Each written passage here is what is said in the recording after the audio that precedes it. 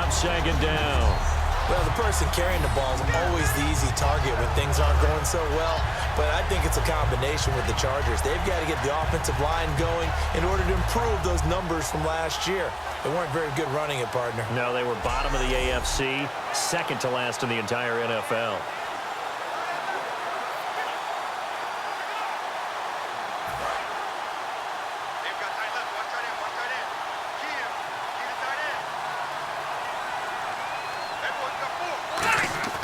Second down, Rivers. Serve up, nowhere to escape, and he goes down. Dan Williams in there to drop him, and it'll be a loss of about 8. Okay, you know my bias is about to come out here. A lot of people think that the offense is just moving in the wrong direction.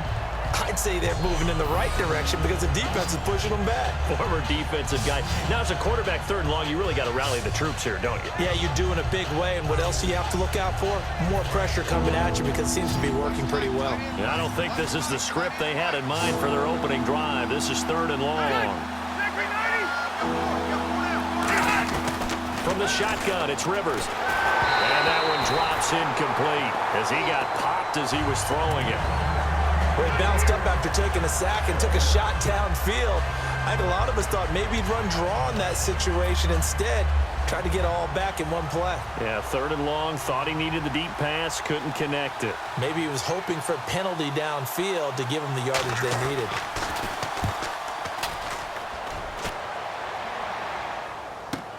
Taken from just outside the 30.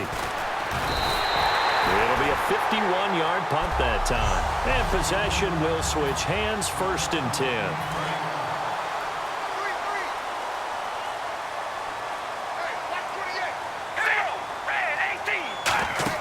Carr now on first down. To the left side and complete for Amari Cooper.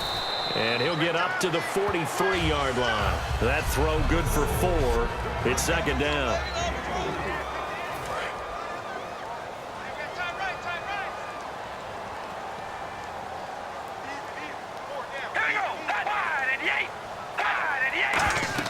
Carr to throw on second down. A hit as he throws there, incomplete. He was trying to get it to Michael Crabtree there. And it's third down.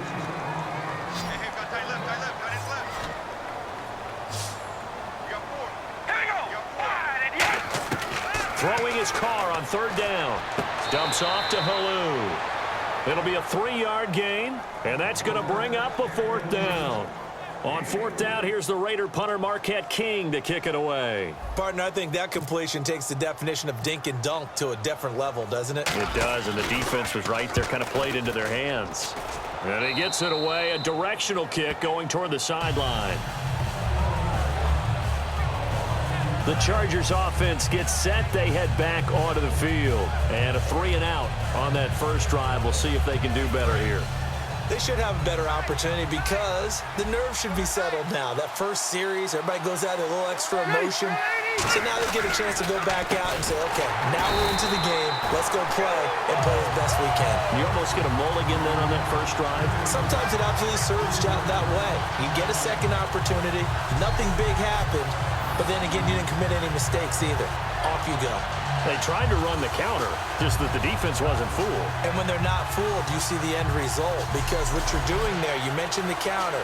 You're using your offensive linemen sometimes to pull or move, to influence the defensive front, to go in that direction and create the space back in the other side and block it appropriately. But you're exactly right. Didn't move him, sat there waiting for him and made the play.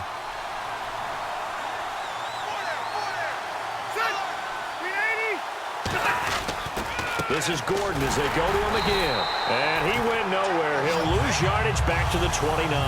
It'll be a loss of 1, and that'll force upon him a 3rd and 14. 2 plays in a row, the defense won, stacking up the running game. They've got to feel good about themselves, but something has to be in the back of their minds. Are we being set up for something big? They've got to be careful.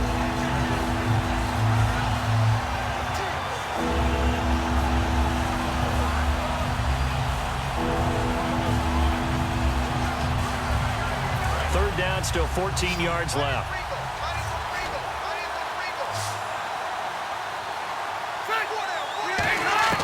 Working out of the gun, Rivers. throws is dropped.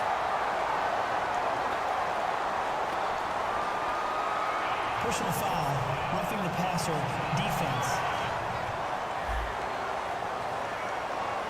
Roughing the passer, that's shades of Charles Davis back in his playing days. Oh, I sure wish it had been, Brandon. Back in my day, I didn't hit anyone hard enough to rough the passer. I had a number of teammates that handled that for me. Following the penalty, here's Gordon. And he'll take this one up close to about the 45. Just a yard on the first down carry, so it's 2nd and 9. So what will they do? On the ground, through the air, let's see. 2nd and 9.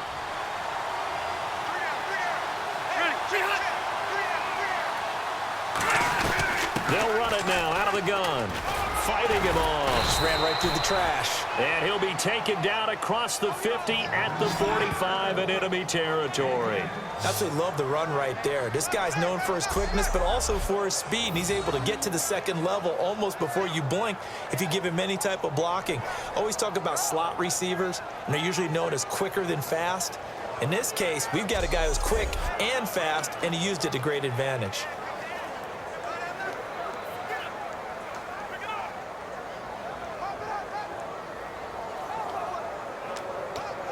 And a new set of downs here after picking up the first on the ground.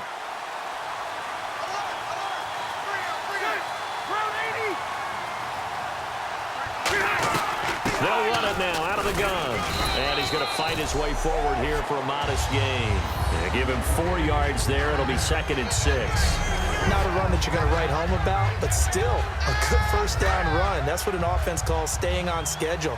3 to 4 yards on first down, you're set up very well for the rest of the drive. On 2nd down, they'll run with Gordon. 2 yards the gain there, and now they're left with a 3rd and about 4 for a first.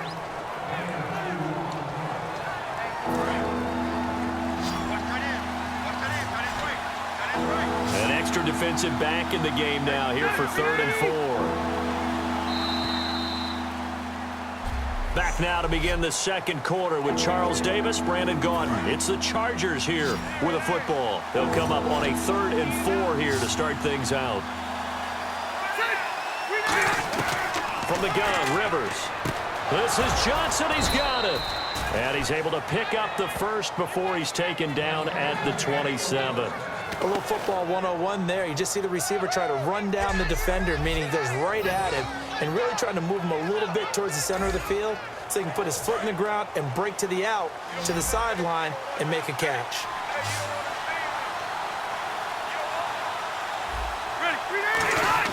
On 1st and 10, Rivers. Now a hit, and Rivers lost the football. So it goes as a fumble, but the key thing, not a fumble loss. Yeah, that stat's big, isn't it? I mean, I remember watching teams play. The ball might be on the ground a number of times during the game, but the other team doesn't get it. That's a huge difference in the ball game. And in this case, they were able to retain possession. It's a loss of 2, now 3rd down. That play was well covered, just tried to check it down. Unfortunately, not able to find any yardage on that one.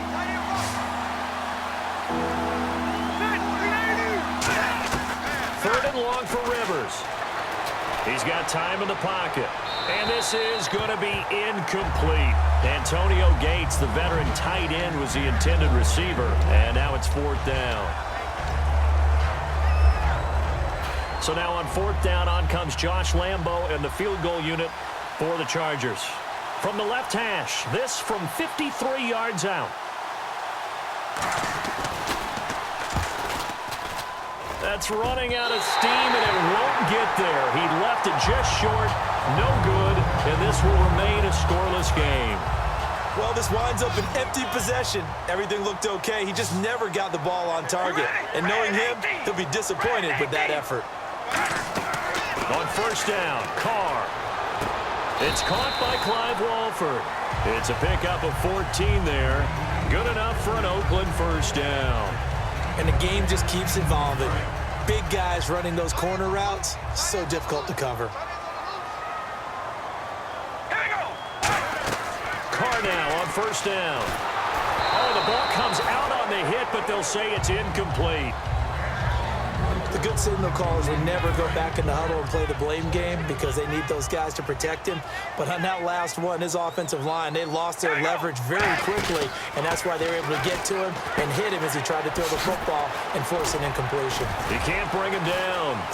Latavius Murray, and all the way in. Touchdown, Oakland. Latavius Murray, 43 yards. And the Raiders are able to cash in for 6. Didn't have anything downfield, swung it out to the flat. He did the rest. Such a staple of so many offenses we see now. You know, in our discussions with offense coordinators, how many times do they tell us, hey, this offense is designed for either a touchdown or a check down. We saw the check down on that play, and boy, was it successful. We saw a touchdown, too.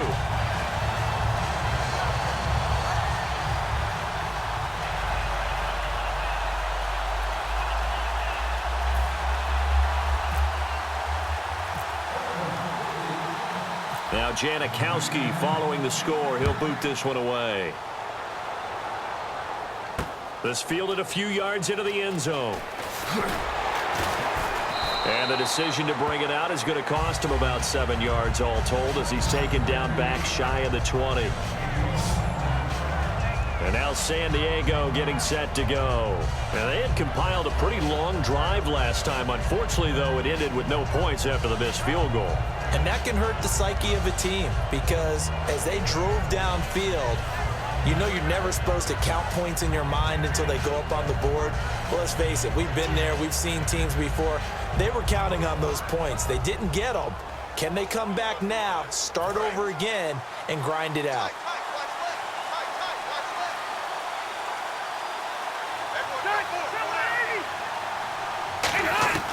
First down, Rivers. He's going to float this one deep right side. He's got a man complete. The 20. And all the way in. Touchdown, San Diego. Travis Benjamin, 81 yards. And the Chargers are an extra point away from tying this thing up. And correct me if I'm wrong, that was just a simple fly route, wasn't it? No, there's nothing to correct at all. You've got it down pat. And I just remember as a player, when I'd be in practice sessions and I'd hear 9 from the receivers, that meant fly route, go, look out. That was the 9, and he just kept going all the way into the end zone for the touchdown. Here's Taiwan Jones on the return. Oh, look at the juke.